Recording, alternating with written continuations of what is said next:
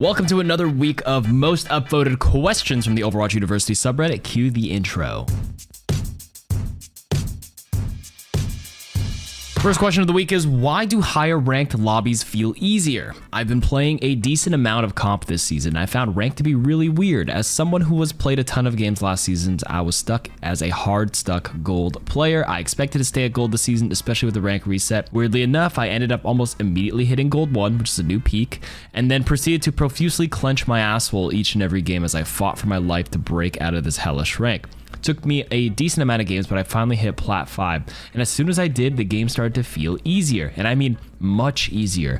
I ended up going on a win streak and I'm now comfortably sitting in the middle of plat 4. Is there a reason why games felt much easier after I broke the barrier to plat? Have I just improved, or is this something other people have experienced? An increase of 1 or 2 ranks, like gold 1, plat 5, like that's not going to be a drastic change in skill level.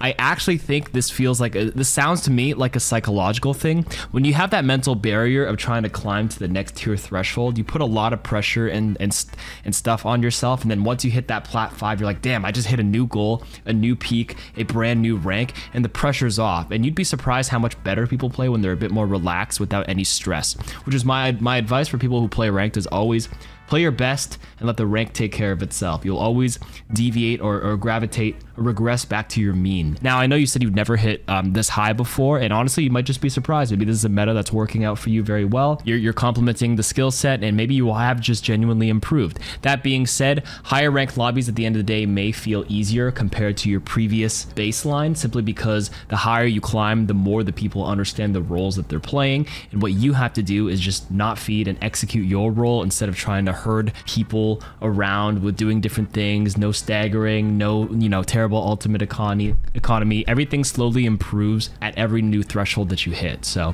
probably a combination of all 5 things there. Next question is, should I suck it up and play comp? I want to get gold guns, and the only way to do that is to get comp points and wait for them to get transferred so I can buy a gold gun, but I'm scared. Greater than, underscore, less than.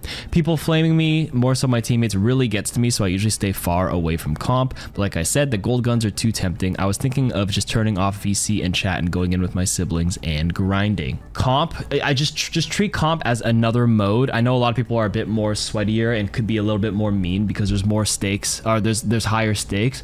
But if that really gets to you, genuinely, you can turn off voice and text chat and just focus on yourself. Try not to let it get to you. At the end of the day, we're playing video games for fun. I say that as a competitive player. I personally do wish when I Q ranked that people are in voice comms and everyone's working together, because it can feel very rewarding. But I understand why a lot of people don't, because some losers ruin it for the rest of us by saying absolutely toxic things, slurring at people for just not playing as well in a damn video game. So if you just really want the golden guns, you're gonna have to go into it. The more you play the rank, the more comfortable you be.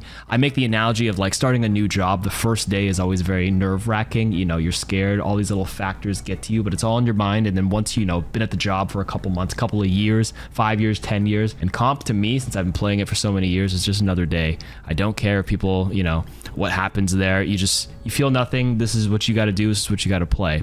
Your suggestion of just playing with your siblings and grinding is probably a much better option. You have a couple of people who got your back on your team. Go ahead and play it. That's what I would say. How do you defeat Pharamercy with bad aim? I'll be upfront here. My aim is straight up garbage. I never play aim intensive characters because of that, and I go by just fine except one comp, which I see nonstop here in metal ranks. Pharamercy. It feels like there's absolutely nothing you can do while they nuke you into oblivion. It's like fighting an immortal Junkrat that can launch his bombs from above. I'm fine with Pharah by herself, but with the constant Mercy pocket, it feels miserable and has been ruining my enjoyment of the game. The only known way to deal with them is to snipe them with Widowmaker, which is an impossible task for somebody like me, so I look to others to maybe deal with Pharamercy, just to find my teammates not doing anything about it either. Letting her kill everyone for free until we lose the match. It depends what role you play.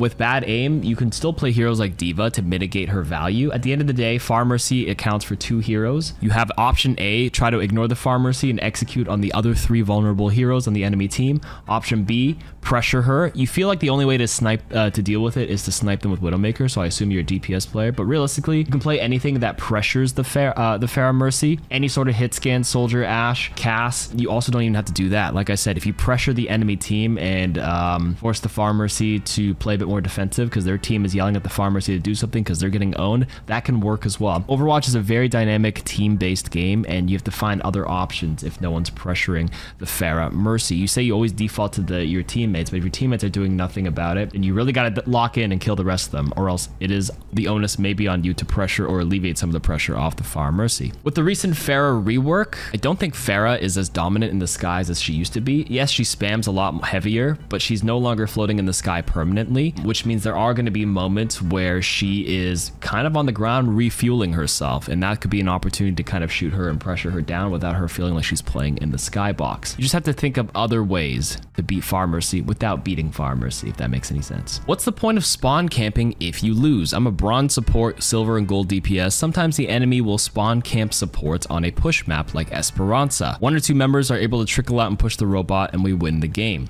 This happened to me for the past couple of days. It doesn't make sense because these players obviously have good aim because they're able to kill us as soon as we leave the spawn. Wouldn't it make more sense to fight by the robot so they can push it and win? Why spawn camp and lose? So you're saying somebody spawn camped you and lost, right? Spawn camping is quite a viable strategy if teams can capitalize on it. Yes, you bring one player out to spawn camp an enemy team, an enemy player, but the thing with spawn camping is that it has to be done tactically. It's an objective-based game. You can do it to cheese another kill and then quickly get back to your team to contribute to a 5v4 by eliminating somebody. But if you think about it, one person coming to spawn camp makes an effective 4v4 for the rest of the team. So if the player goes for the spawn camp, they better be damn sure it's for an advantage for the 4v4. Like the person they're spawn camping is like the best player on the enemy team. But in this case, the spawn camper lost the team fight. Lost the whole game because they didn't find the right opportunity to do it. Spawn camping is a little cheesy, but it certainly works if done right. Is it possible to learn every hero at an average skill level? I'm a gold silver and I play quite a lot. However, I'm still a noob to the game. It's been less than a year, so you can imagine my skill level. I prefer playing Overwatch when I'm randomly selecting heroes on a random Overwatch picker. And I feel like sometimes I throw matches when I get a character I really neglect, like Genji. I went like 5 and 10. I felt so bad I don't know his purpose. And I do want to learn him, but I don't want to queue like 20 games as him so I can get good with him. I'll get bored or something. I have my mains, but since learning more about the game, I prefer to branch out and explore. There's so much to learn, but because of that, I wonder if I'm stunting my growth in the game because I'm constantly switching it up. It's a constant win-loss when I do this. I don't know if I'm to blame, but I'm definitely taking a ton of mistakes. I don't care about losing, but I'd like to see some consistency with my ranking because then I know I'm really getting better. So should I just focus on my mains and get really good with them because I want to get really good at this game and get good with multiple heroes, or will it be a struggle? I would say yes, it is possible to learn every hero at an average skill level, but it won't be easy. In fact, it would require an insane amount of time and investment to get good mechanically or understand the hero's kit inside and out and all the matchups. If I were to give you a suggestion, I would stick to like 3 to 5 heroes at most, because while there is individual stuff you can learn from each hero, not all the individual hero kits and skill sets are transferable to other heroes. And then Overwatch has way more than just like a hero specific skill set to master. There's a lot more to master in Overwatch than just that. There's so many different variables like just generic baseline movement, an understanding of ultimate economy, understanding of relative strong positions based on the enemy heroes they're running, because independent of who you choose, the enemy team will always run certain heroes, and knowing those hero weaknesses regardless of who you play. Learning your timings, when to execute, when to triple blink in as Tracer and Recall, if that's, you know, what you want to do, when to jump in as Winston, when to jump in as Genji, what angles to take as Soldier, what ultimates do they have, what ultimates do you have. There's a lot to learn. Then there's 40 maps in the game that you got to learn as well, different angles on each of those individual maps. So I would say limit the amount of variables you have to learn in one go because it can be a little overwhelming. Stick to 3 heroes, maybe 5 at most.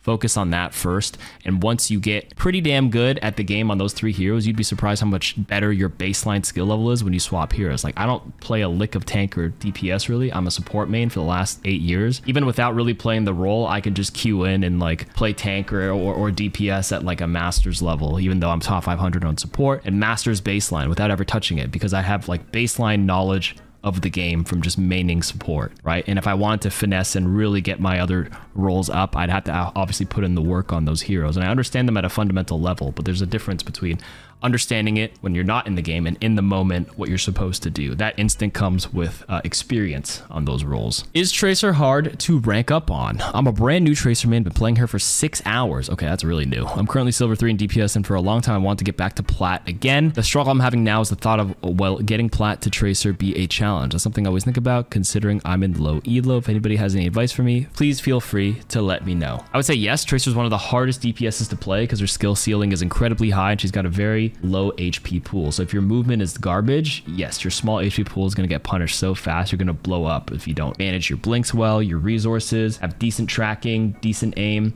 understanding your timings, where to hide, when to jump out. The reason why a lot of low elo Tracers struggle is because of timing more than anything. Yes, obviously the movement and other stuff can be worked on, but timing is everything. They decide to blink back in when they don't have recall, or they don't jump out when they're distracted.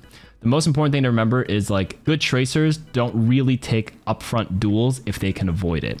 They're mostly on cleanup duty. They wait for, you know, someone on the other team to make some space and then they kind of go in. Or if they're going to pressure on a side angle, it's somewhere where they can do it safely to pull the enemy team to like at least make 1 or 2 people look around, and that can create openings for your team as well. Tracer's very hard to play, but can be incredibly rewarding. The only way to get better is to play Tracers. So forget about your silver rank trying to get back to plat. If you just want to get good at Tracer, don't worry about the rank, put in the work, put in the hours, and take what's ours. How do y'all pick mains? I'm an inconsistent tank player here. Curious if anyone has any philosophies on picking up a batch of heroes to main and why. I cycle between Ryan and Diva, blah, blah, blah, blah. Keep in mind, would be interesting to hear someone seasoned explain the personal reasons on behind who they pick. For me, since I'm a competitive player, I'm also now competing in the OWCS Catcher Games this weekend. We're competing in the Swiss group bracket stage with Emong, J3, Apply, and Custa. Most all of them former pros except for me. I'm just a content creator, but they picked me up on their team because why not?